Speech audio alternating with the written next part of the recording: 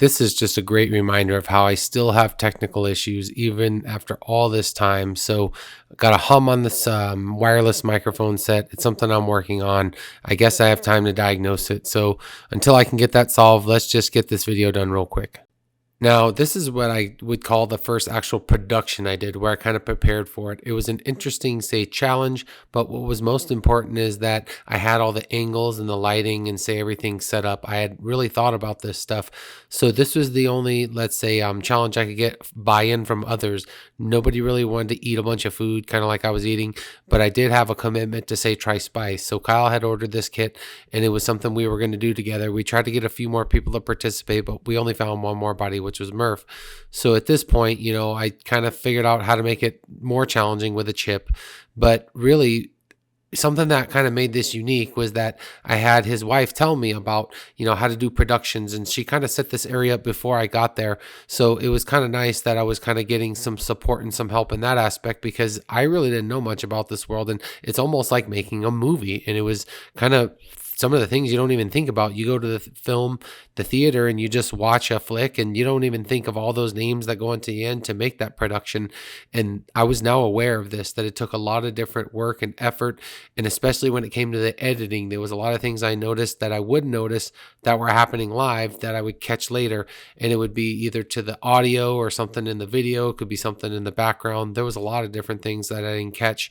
And it was important to get through this video so that I could see that, because this is kind of funny. It's a kind of a prelim to I would say, my most successful production, which was the Ring of Fire. And that took many, many, many hands. It wasn't just me.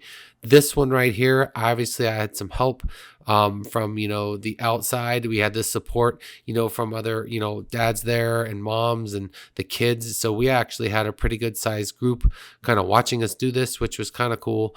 So yeah, at the end of the day, it was a production. Was it a challenge? I guess, because maybe some people couldn't do this, but overall it was fun. It reminded me that collab and having others around me during this was more important than, say, trying to beat some challenge and have the pride of, hey, I did this by myself.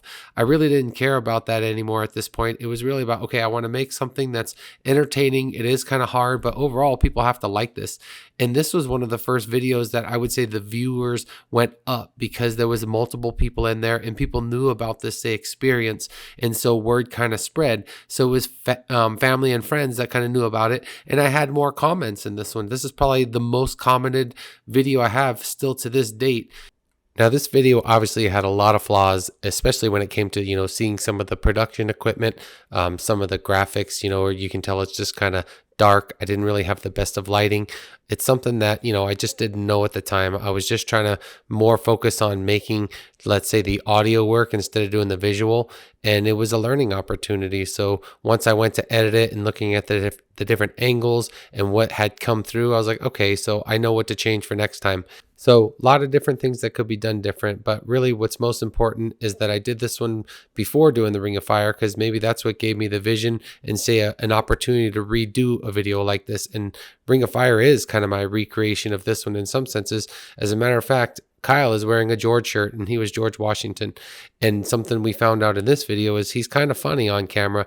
He just makes very good remarks. He's quick-witted, just really keeps it entertaining, let's say, and keeps me not just focused on the challenge, but that, hey, you know what? This is something just fun amongst friends.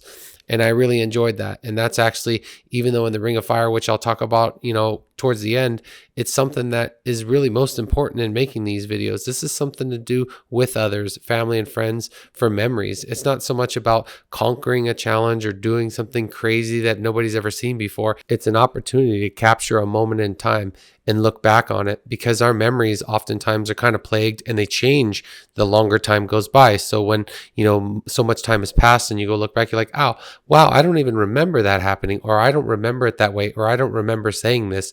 And I'm glad that in this video I mentioned it was Father's Day weekend, because I don't think I remembered that detail.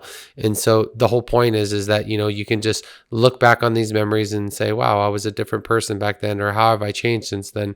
So ultimately, this video was a super success in my opinion, because not only did it have people watching it and commenting on it, but I had let it run in the entirety almost to just keep it kind of authentic and just to remember some of these, maybe future years that may have more significance significance for people to look back on and laugh on. So that's pretty much all I got for this one. Until the next video, take care. Peace out.